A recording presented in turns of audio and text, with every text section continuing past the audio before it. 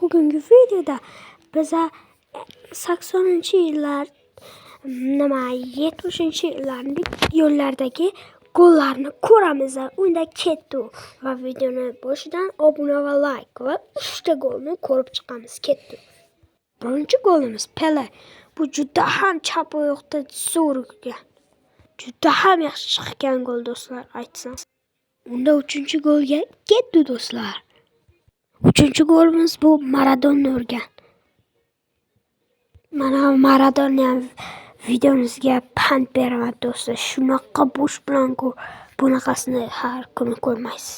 Do'stlar, Maradonani 3-gol debman va mana bu akamiz juda ham urdi-da gol bilan.